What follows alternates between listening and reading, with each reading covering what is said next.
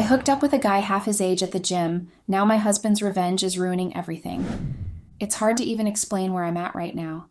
The truth of what I did and the weight of the decisions that led me here still haunt me. It hasn't even been that long since everything happened, so it's really not something I can brush off or pretend didn't happen. I ruined everything. Regret doesn't even feel like a strong enough word.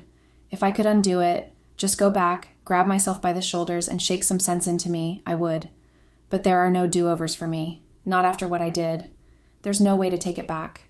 Before all this, I didn't always have the best luck with love. The men I dated before my husband didn't always make me feel good about myself. None of them ever treated me badly in the sense of yelling or being mean, but they were careless and nonchalant. They wouldn't call when they said they would, or they would cancel at the last minute on things that I had planned.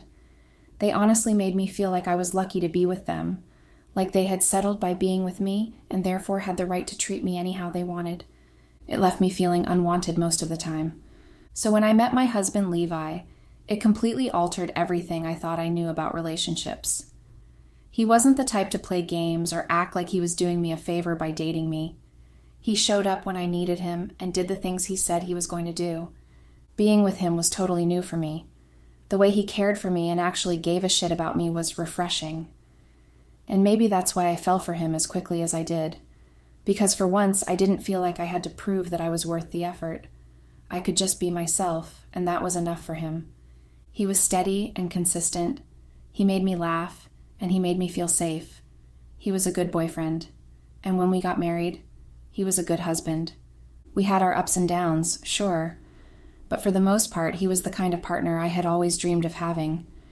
He gave me a life and a love I didn't think I'd ever have. The kind that makes you happy when you think of going home, or that makes you finish work just a bit faster so you could see them again. And for a long time, that was enough, and it was good, more than good. We built a home and a marriage that worked for both of us, and I loved him for it. I loved him for making me feel like I finally belonged somewhere and with someone. I'd always had social media, but I rarely ever posted. A few into our marriage, though, I started making some videos and posting them online. It was never supposed to be anything serious, just for fun. I posted occasionally, cooking videos mostly, sometimes little snippets about married life, funny moments or things that felt relatable. They never really went anywhere or gained any traction. A handful of likes and maybe a few comments from my family and friends, but that was it. It was something I did casually, something that made me smile but didn't mean much more than that. Then we decided to have a baby, and things got more complicated than that. Pregnancy hit me harder than I thought it would. I gained more weight than I expected, and after our son was born, I couldn't lose it. My body didn't feel like my body anymore, and to put it plainly, I just felt really unattractive. I tried to remind myself of how everyone said that it took time and that I looked better than most, but looking in the mirror was hard. As a woman, I was no stranger to having less than ideal thoughts about my body, but it was taken to a wild new level after the baby. My stomach, my hips, my boobs, they all made me feel awful each time I looked. That's when the gym came into the picture. I'd never really been a gym person. I'd never had a membership or really ever followed a program. Sure, I'd done some YouTube workouts here and there, but they never stuck and I'd usually give up within a few days. But after the baby, I figured I needed to try again. If not for myself, then for my family. My body issues were causing me to be depressed, and it was affecting the way I treated the people around me. Of course, Levi told me I was beautiful no matter what, and that he loved me exactly as I was, but it was hard to believe him. I wanted to feel good about myself again, and I wanted to stop moping around the house all the time. So I signed up for a membership and started going. It was humiliating at first, walking into a room full of people who clearly knew what they were doing, while I fumbled around trying to figure out which machine was which, was not exactly motivating. I felt so out of place. I'd try to copy what other people were doing, but half the time I worried I looked ridiculous. I tried my hardest to be consistent, but there were days where I really wanted to just give up and go home. Then one day, I had just finished a session, and I was all sweaty and overwhelmed. I was frustrated at the little progress I'd made, and I just wanted to rant. So I pulled out my phone one day and recorded a little video. It was basically just a minute-long clip of me going on and on about how out of my depth I felt and how hard it was to figure everything out. I ranted about how overwhelming it was to be a new mom and a wife at the same time, while also trying to be consistent at the gym for the first time. I threw in some honest comments about marriage, about how my husband was supportive, but it still didn't feel like enough sometimes. I just really let go and talked about everything that I was feeling. I posted it without thinking much of it. I figured the usual people would watch it, and maybe I'd get a call from my parents asking if I was all right, or a few encouraging comments from my friends. That was usually the extent of my audience, but somehow that post blew up. I remember tossing my phone in my purse after posting it and not checking it until I got home. I was shocked to see how many notifications I had. Even later that night, hours after posting, my phone wouldn't stop buzzing. The notifications were coming in nonstop. Thousands of people had watched it, and they were commenting and liking. Strangers were telling me about how they felt the same way, and about how they had been through it too. It was mostly moms and wives commenting about how nice it was to see someone being honest, instead of pretending to have it all figured out.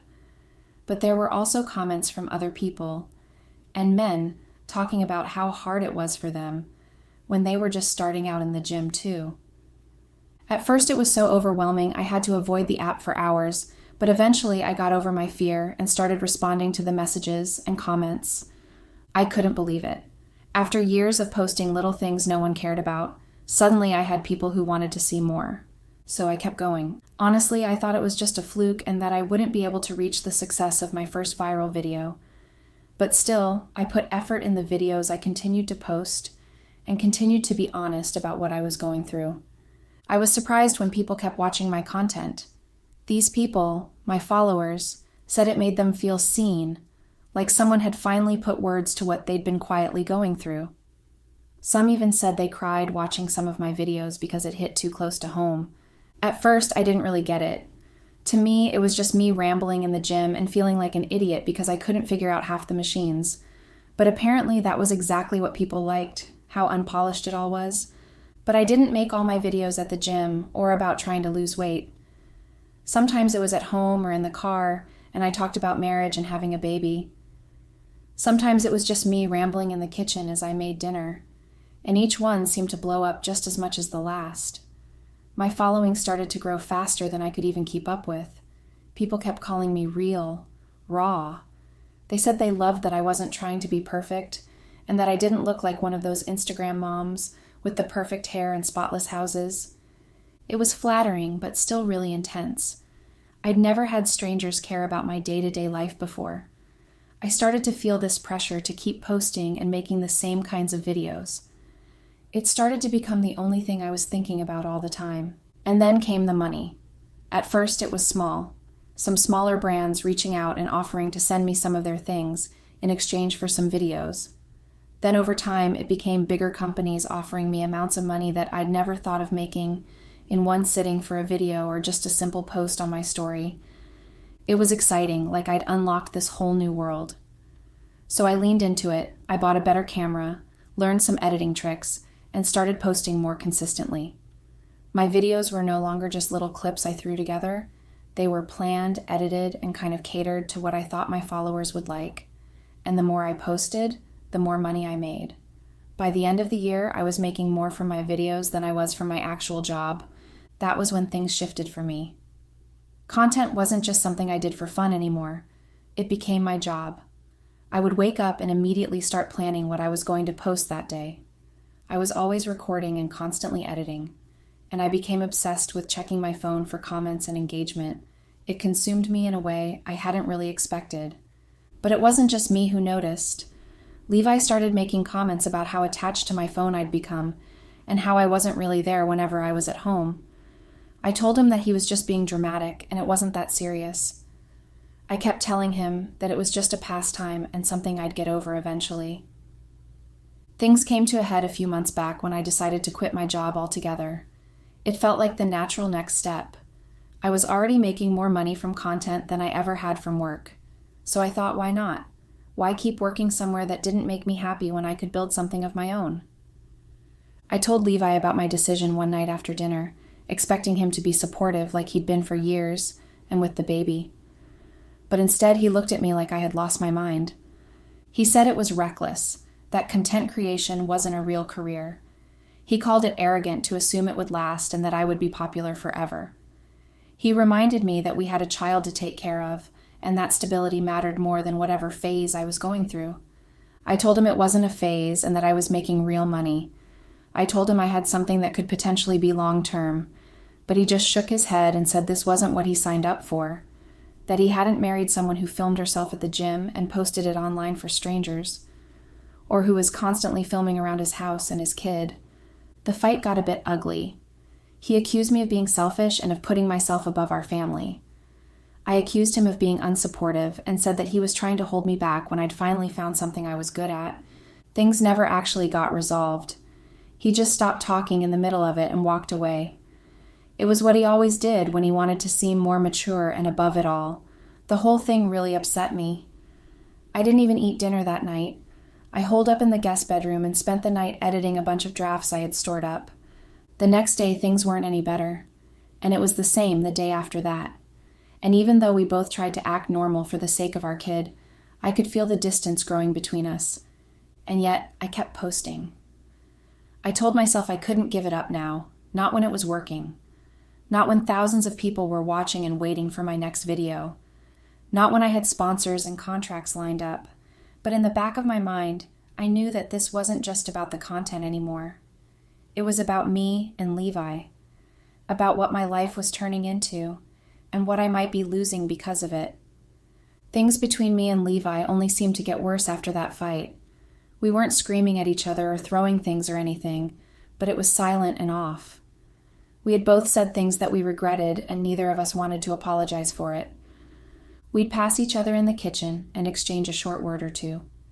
He'd come home from work, eat dinner, then disappear into his office or straight to bed. When we did talk, it was about bills, the baby, groceries. It felt like the kind of conversations two roommates would have, not a married couple. And instead of trying to fix it, I just dove deeper into my content. I was making videos through it all. It became my comfort and distraction. If I was busy recording or editing, then I didn't have to sit with how unhappy I was in my own home. The more strained things got with Levi, the more I filled the space with filming and replying to comments from strangers who told me how inspiring I was. The gym became my second home. At first, it was just where I went to record content while I was trying to lose weight, but it slowly turned into a kind of haven for me. I started spending longer and longer there, not just working out, but sitting in my car outside. I would just sit there and edit videos or answer emails, basically just killing time so I wouldn't have to go back home. One morning I was struggling to carry all my things into the gym. My recording equipment made me carry around a ridiculous amount of stuff. I was just about to drop the whole mess when someone walked up and asked if I needed help. It was a young guy. He was tall, broad-shouldered, clearly someone who spent a lot of time lifting. At first, I didn't think much about him. I just handed over my stuff and said thanks when he took it from me. He nodded at the tripod in his hand and asked if I was a trainer or something. I explained that I made content online, mostly about being a mom and trying to figure out fitness. He didn't laugh or make some comment about influencers like so many others had. Instead, he said it actually sounded really interesting and told me he'd always wanted to make gym content himself, but hadn't had the courage to put himself out there yet. So I told him it was never too late to start, and then we parted ways. I thought that would be the end of it, a simple, nice conversation, but it wasn't, because in the next few weeks I noticed him more and more, and he noticed me too. It turned out we were on a similar schedule, and both usually showed up in the mornings and at the same time. He started helping me bring in my stuff every other day, and we'd chat a little while I set up my phone. It was nothing serious, just casual conversation. Over time, the conversations became longer. He'd linger near my equipment and ask me how my videos were doing. He'd make jokes about how clumsy I was with the weights. I learned that his name was Micah. He was in his early 20s, so almost 10 years younger than me, and 20 years younger than Levi, but he carried himself like someone older. He was muscular and confident, so much so that you would think he was older, but if you took away the beard, you'd see that he had a youthfulness to him. The more we talked, the more I realized how much we had in common in strange little ways, and how much we got along. He was training to become a fitness trainer, so he started giving me pointers and tips. He showed me how to stretch properly before lifting and corrected my form when I was using certain machines. And because of that, he was always touching me, always guiding my movements with his hands. At first, it felt innocent and natural. He was just helping. But as the weeks went on, I started to feel something else underneath it. There was an energy between us. I don't know how else to explain it more than that. And it became hard to ignore after a while. I brushed it off because he was young and I was married. It didn't mean anything, or at least it wasn't supposed to. I tried to act like it was nothing, but deep down, I knew I wasn't being honest with myself. I knew that how my body reacted when he stood too close or when his hand lingered wasn't normal. Meanwhile, at home, things with Levi were only getting worse. We were living under the same roof, but in completely different worlds. We were both too stubborn to admit we were wrong or to apologize and to try to fix it. He didn't like that I was still making videos and I wasn't going to stop just because he didn't like it. So we were at a stalemate. The worst part was the way I had to keep lying to my followers. They had followed me because I was real and because I showed the truth about motherhood and marriage. But now, every time I filmed a video about balancing life with your partner or date night ideas, I felt guilty because I was lying. There was nothing balanced about my marriage, and there were no date nights. I was giving people advice on something I couldn't even hold together myself. One night, it all got too much. I'd had a mini argument with Levi when he'd come into the kitchen while I was filming a video, so I just wanted to be away from the house, and I decided to go to the gym late. I didn't bring my tripod or lights. I just wanted to sweat it out and not think about anything for a while. I wasn't surprised to see Micah there since he was practically always there, but I was surprised when he immediately noticed that something was off. He came over and asked if I was okay. I tried to brush him off, but he didn't let it go. He was so gentle and careful with the way that he spoke to me. Eventually, I broke down and admitted that I had been having a rough time, and before I knew it, he was hugging me, and I just stood there and let him do it because it had been so long since anyone had held me like that. Weeks of stilted silence at home and of walking on eggshells when I recorded videos made me feel so vulnerable and weak. But it felt like his hug held me together. I should have pulled away. I should have laughed it off, but I didn't. And then he said something I'll never forget. He muttered about something being unfair. I asked what he was talking about, and then he said that it was unfair, how you can still look so beautiful even when you're crying. It was the kind of line that would have sounded cheesy coming from anyone else, but in that moment it hit me really hard. He had called me beautiful. It shouldn't have affected me so much, but it did. After months of feeling ugly and not really desired, and weeks of feeling almost ignored by my husband, it meant so much more than he would ever understand.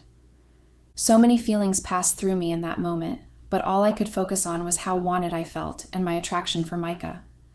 So I leaned in and kissed him. I knew that I was making a mistake. I knew it the second my lips touched his, but in that moment I didn't care. I just wanted to be selfish and enjoy how he made me feel. And before I could even process what I'd done, it went further. The kiss turned into his hands on my waist, and suddenly we were pulling each other closer. One thing led to the next, and soon we weren't just kissing. Soon he was leading me further into the gym, into an old bathroom that no one ever used, and we were having sex right there. It was quick and clumsy. It was the kind of thing I should have hated myself for immediately, but I didn't. All I could think about during and after was how alive I felt in those few minutes. That should have been it, though. It should have been a one-time mistake. Something I could shove down and pretend never happened. But it didn't end there. The next time I went to the gym, he was already there. The second we looked at each other, it was like we immediately had this unspoken agreement. Like we knew that what happened before was going to happen again. And it did. We waited behind for the gym to clear out a bit, and then we snuck back into the bathroom to have sex again. And once we'd crossed that line twice, there was no going back. We started sneaking around practically all the time. At the gym, we kept things surface level when others were around. We stuck to quick hellos and casual small talk. He only ever helped me with some equipment, and he stayed professional through it all. But the moment people weren't looking or the gym was almost empty, it was back to being flirty and handsy. I felt like a teenager the way I couldn't keep my hands off of him. I wanted to touch every chance that I got. The bathrooms became our go-to spot. It was risky and uncomfortable, but that was part of what made it so dangerous. Other times it would happen in his car or mine. We'd make sure to park just far enough from the building that no one would suspect anything. Sometimes it was his apartment, and I would tell Levi that I had late-night editing to do and was staying over at a friend's place. Each excuse came easier than the last. At home, Levi was completely oblivious. Why wouldn't he be? Things had already been strained between us for months. I'm sure he was convinced my distance was because of the fights we'd had about my career and about the filming. He didn't look too closely and didn't ask too many questions, which I was grateful for. For a while, things were fun and intoxicating. I was being reckless in a way I hadn't been in years, and I enjoyed that. It was freeing. But after a while, all of it started to weigh on me. All the contradiction and the sneaking around. I started to feel like I was living 3 lives. With Micah, I felt young again. I was this wild woman having an affair with a younger man. I was sexy and I prioritized myself. With my followers, I was this unfiltered creator. The imperfectly perfect wife and mom who talked about balancing everything with a smile. I was relatable and I inspired people, and at home I was still a mother and a wife. Except I was married to a man who didn't believe in me and who resented what I'd chosen to do with my career. The contrast was exhausting, and each version didn't really feel like me anymore. I felt split open, stretched way too thin between different versions of me. But instead of trying to fix any of it, I ran deeper into the one that at least made me feel good, the one with Micah. He was uncomplicated and didn't really demand anything of me beyond being there. He didn't judge me. He just wanted to be with me. I knew it couldn't last, and that it would crash down on me eventually. But every time I told myself I had to end it, I found myself answering his texts anyway, and meeting him again. I let myself follow him back to the bathroom or his apartment. I let him kiss me and fuck me until I forgot why I'd promised myself to stop in the first place. I was in too deep, and I knew it. Then one afternoon, I came back from one of those so-called gym sessions. I took a shower, checked on my son, and then started making lunch in the kitchen when Levi got back. I decided to record a little, but when I saw him, I rushed to clear away my phone and tripod so he wouldn't pick another fight. But surprisingly, he told me that I didn't have to put it away. He didn't look angry or irritated. In fact, he looked softer than I'd seen in a long time, almost nervous. He asked me to sit down on one of the kitchen stools, and then, out of nowhere, completely blindsiding me, he apologized. He said that he was sorry for all of it, for the way he'd dismissed my work, and for how he'd made me feel small about something that clearly mattered to me. He also apologized for leaving me alone so much while he buried himself in his job. And then he said the words I didn't realize I'd been waiting to hear. He said that if making videos was what I wanted to do and it made me happy, then he'd support me. Because we were supposed to be a team, and he loved me. The guilt that washed over me in that moment felt more than I could handle. He was looking at me with so much sincerity, and he was trying hard to fix what had broken between us. And all I could think about was the fact that I'd spent the afternoon in another man's bed. I wanted to confess, to just tell him everything and try to beg for forgiveness. But by then, I was pretty good at pretending. So instead, I smiled and told him it was okay. I said that I had forgiven him and that loved him too. On the outside, I played the part of the wife who had just gotten what she needed from her husband, but inside, I felt sick. That night, I could barely sleep. The whole thing kept replaying in my head. I thought about Levi's apology and about Micah's hands all over me just hours before it. The contrast made me feel like the worst kind of person. By morning, I knew what I had to do. At the gym, I pulled Micah aside before he could even smile at me the way he always did, and I told him it was over. That it had been fun, but I had a child and a marriage, and I couldn't keep risking everything. I told him it had to stop, that we couldn't keep doing this. He didn't fight me the way I thought he might. He looked disappointed, sure, maybe even a little hurt, but he didn't exactly push back. He just nodded, said he understood, and that was that.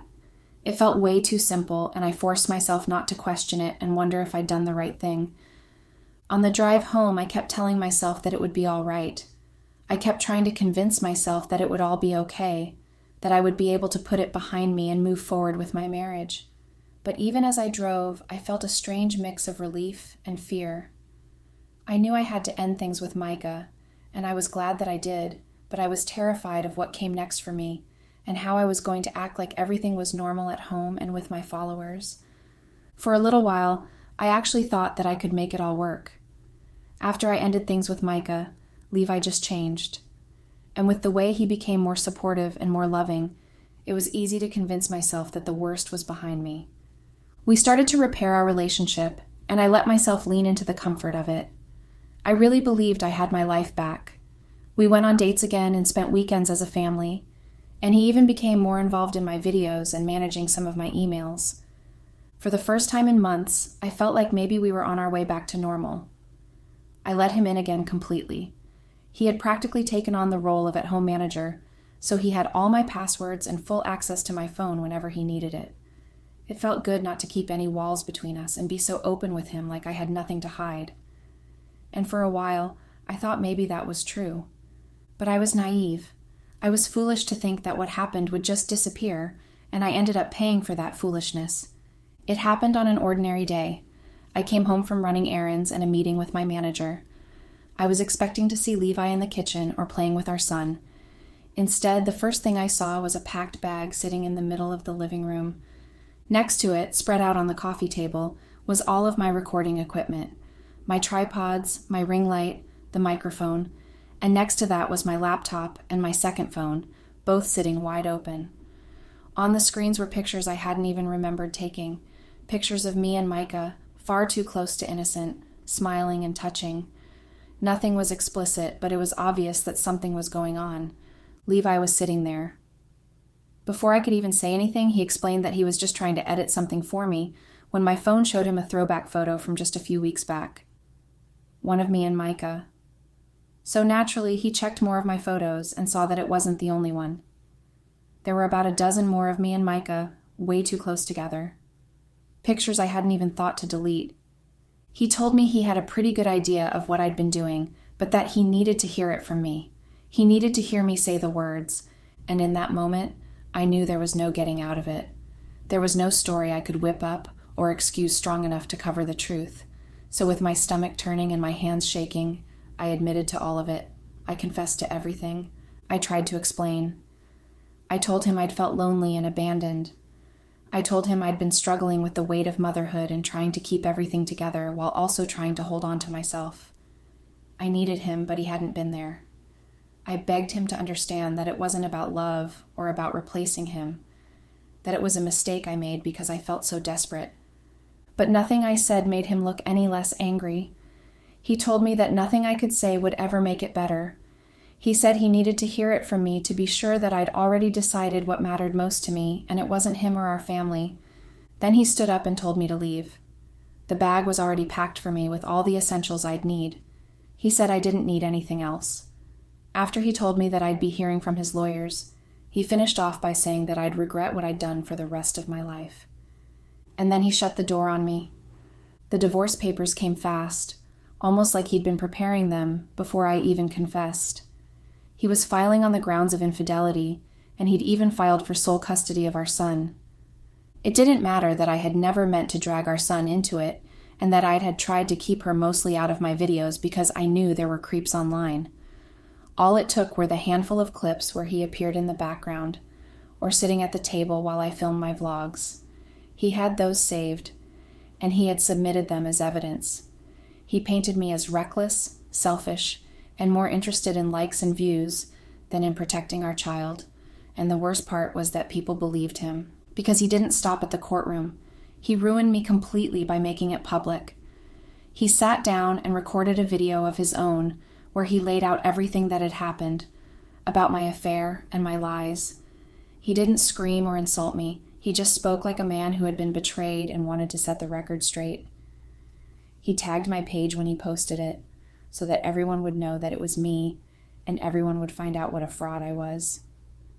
The morning after, I woke up to my phone buzzing nonstop like when my video went viral the first time. The notifications piled up so quickly I couldn't even open them fast enough. Then the comments came flooding in, and my follower count quickly started dropping. There were strangers dissecting my marriage like they'd been inside our home, talking about my life in the comments or even making their own little videos about it. Some called me disgusting. Others called me a fraud. Plenty said that I deserved everything that was coming to me, and the worst part was that they were right. My brand, the thing I had built from nothing and that was based on honesty and vulnerability, was totally destroyed. It was never supposed to be this. I had leaned into the real and relatable image, and now the internet thought I was just another influencer pretending for the cameras while my life was burning down indoors. Overnight, I went from being beloved and respected to being a cheater, a bad mother, a hypocrite. Everywhere I looked, there were demands. There were comments, DMs, and emails. It felt like people in every corner of my life were shouting at me to explain myself. But what could I possibly say? If I admitted the truth, I'd damn myself even more. And if I denied it, all it would take was one screenshot or picture from Levi to expose me. Either way, there was no winning. I was stuck. My manager told me silence was the smartest move and that I just had to let it blow over. I remember her telling me, just lay low for a while, people always forget. And besides, you can spin it into a comeback, like making content about life after divorce and finding yourself again. Audiences always eat that shit up. And I remember the way I just stared at her as she talked about my life and my marriage like it was some sort of campaign. The idea of packaging my pain and turning my humiliation into content made me sick. But the truth was, I also couldn't ignore the numbers. Every day I stayed quiet, I watched my following shrink and drop. My notifications were full of hate comments and people calling me every name in the book. Brands that used to email me weekly about partnerships stopped reaching out altogether. That's how bad the whole scandal was, and how shitty it made me look. And as the weeks went by, the money I'd thought was secure started to dry up. Waiting for the heat to die down could take months, maybe even over a year. I'm not sure if I have that. Without the sponsorships and PR packages, I had no actual source of income. I never posted an explanation or apology video. I just continued posting some edited drafts, but the views were laughably low, and the comments were full of nothing but hate. I had made a mess of it all. The credibility I'd built, the image I'd made for myself, was gone in a matter of days. Now I'm stuck in limbo, waiting for hearings and calls from lawyers, for lawyers to call. My marriage is gone. I could lose my child. And the career I thought I was building, the future I thought I had, all of it is slipping through my fingers. There might not be a way back from this, and it's no one's fault but mine.